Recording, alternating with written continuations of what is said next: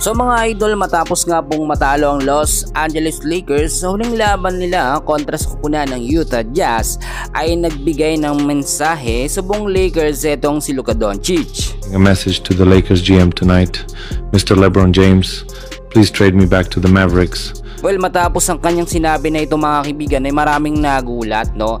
Well, nagsimula ito, simula ng matalong Lakers mga kaibigan sa Utah Jazz, which is sinisisi ni Luka ang kanyang sarili sa pagiging lazy niya, no? Hindi ho kasi sapat, no, yung pinakita ni Luka para sa kanya. So ang sinabi niya na gusto niyang ma-trade back sa Dallas Mavericks, no, o bumalik sa kanyang dating kupunan dahil nga parang hindi niya naipanalo yung huling laban ng Lakers. Meron din sinabi si Luka mga kaibigan na saan ba nakuha, no, ng Los Angeles Lakers itong si Alex Len sang lupalop. Ang dami namang mga available na big man, no, to buy out sa market, no. Yan ho ang sinabi ni Luka, kahit nga sa ibang mga teams ang dadaming mga available na pwedeng i-buy out ng Lakers pero hindi nila kinuha. Well, nagsimula ito mga kaibigan, no, na dapat nga po sana ang magiging legit na sentro nga po nitong Los Angeles Lakers ay si Mark Williams, dahil sa kadahilan ng may health issue ito, no, ay hindi po natuloy ang trade.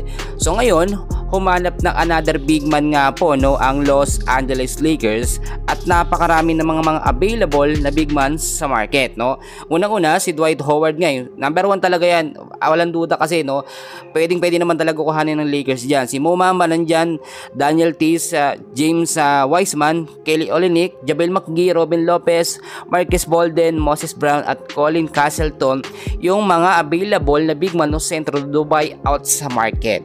Take note mga kaibigan, kahit sino dyan pwedeng kunin ng Los Angeles Lakers, mamimili na lang sila. Pero Alex Len, saan nga ba nanggaling mga kaibigan, no? Nakita naman natin hindi ito masyadong nabibigyan ng magandang highlights o hindi kilala, no? Hindi rin ganoon ka-agresibo. Dahil ka po sa pangyayari kahapon sa laban ng Lakers at ng Utah Jazz, so far starting 5 okay naman talaga, no? Maganda. Pero ang nangyari, nagkaroon ng problema sa first quarter. Ito nga pong si Jackson Hayes, na injury siya mga kaibigan.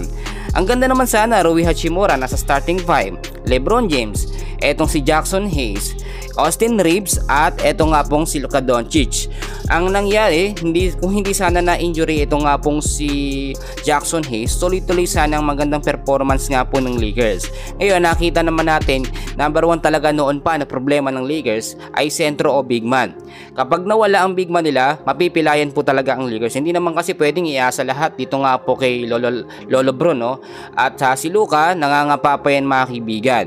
Yung discouragement sa paglalaro mga kaibigan si Lakers ni Luka, talagang malaki ang impact sa mga fans. Siya na mismo nagbigay ng pahayag na i-trade back po siya sa Dallas Mavericks dahil kinakailangan niya po ng player na magko-cover up ng kanyang laziness, no, o yung kahinaan ho niya. Dahil nga po hindi niya pa maibigay ng fully 100% ng kanyang galing dito nga po sa Lakers, kailangan niya ng aalalay. Pero kapag walang aalalay kay Luka mga kaibigan, siya ang magbubuhat dito nga po sa Lakers, napaka-imposible at mas gugustuhin na lang ni Luka na bumalik sa kanyang dating kupunan, which is doon po meron siyang maayos na katandem, no, o kasama. Nako-cover up yung kahinaan po ni Luka. So ngayon lumalabas yan, number 1 na problema ng Lakers yan mga kaibigan. Dapat hindi nila pinapirma ng kontrata eto nga pong si Alex Len, no, or kumuha sila ng another big man na karapat-dapat nga po para pumalit dito nga po kay Jackson Hayes. So mga kaibigan, kung titignan din natin, ang ganda naman, ang haba naman ng minuto na naibigay nga po ng Lakers dito nga po kay Luka Doncic mga kaibigan, which is meron siyang 23 minutes of playing time, meron pong 4 rebounds, 4 assists at 16 points. Marami naman po muna na masyado daw itong mababa, ano? Meron siyang 23 minutes pero 16 points lang. Ikinumpara ba naman nila dito nga po kay Bronny James, no? Etong nagawang stats ni Luka, which is si Bronny James daw merong 8 minutes lamang pero nakagawa na ng 9 points. Pero hindi dating dapat yan ikumpara mga kaibigan, no? Huli naman na nung maglaro si Bronny James. Dapat din ang ipinalit ng Lakers dito nga po kay Jackson Hayes ay etong si Christian Coloco. Nabigyan ng 9 minutes at meron pong 4 points. Samantalang etong si Alex Len, no, tignan nyo mabuti. Natatawa talaga ako. 22 minutes agad ang binigay niya mga kaibigan. Kapapasok lang. Available naman si si Coloco. Meron na namang 7 rebounds, merong 2 assists, pero tignan natin, 4 points lamang kanyang naitala. Babad na babad yan mga kaibigan. At si Alex Len, medyo natatakot ho siyang tumira, lalo sa medyo malayo. Pag napupunta sa kanya ang bola, ipinapasa niya. Yung trust niya sa sarili niya, hindi yung kailangan ng Lakers mga kaibigan. Kailangan ng Lakers yung kayang mag-take ng risk, na nasa iyo ang bola. Yun naman tinuturo ni LeBron kahit sa mga amateur player po ng Lakers, pag nasa iyo ang bola, pilit mo ipasok, wag mo nang ipasa kasi masasayang lang yung opportunity o pagkakataon na maipakita mo yung galing mo. So para sa akin mga kaibigan, yung sinabi ni Luka na ito ay pahiwatig na o pagpaparamdam nga po sa GM ng Los Angeles Lakers na kumuha ho sila ng panibagong big man na makakatandem o makakasama po nila sa starting 5. Hindi naman ibig sabihin na sinabi ni Luka na gusto niya na ma-trade back sa Dallas Mavericks, siya na ang masusunod, Siyempre nasa management pa rin yan mga kaibigan. At malaking problema yan kapag nag-trade back si Luka mga kaibigan sa Dallas Mavericks, nandun na si Anthony Davis. Hindi na yun basta-basta mangyayari mga kaibigan.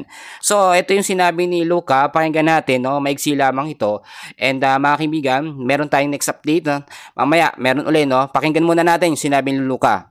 Lakers team stinks worse than my farts. I apologize to Nico Harrison. Please take me back, Nico.